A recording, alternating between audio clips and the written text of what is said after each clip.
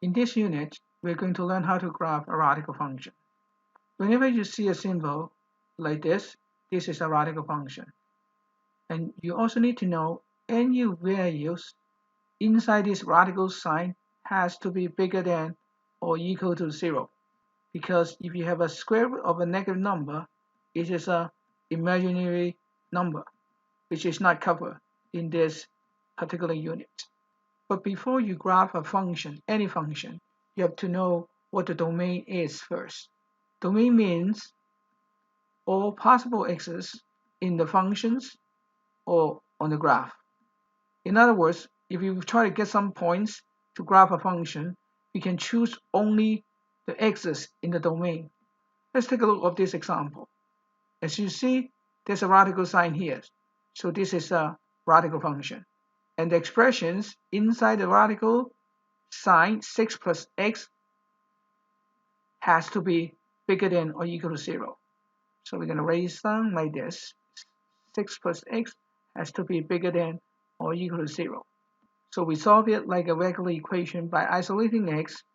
We're going to subtract x 6 on both sides.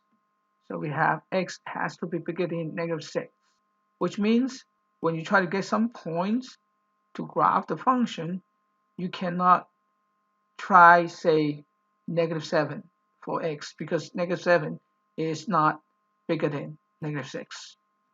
Done. Now let's take a look at our second example. As you can see, we have a radical sign here, so it is a radical function. And since this is a radical function, any expression of values inside the radical sign has to be bigger than or equal to 0. So in other words, negative 6x plus 18 has to be bigger than or equal to 0.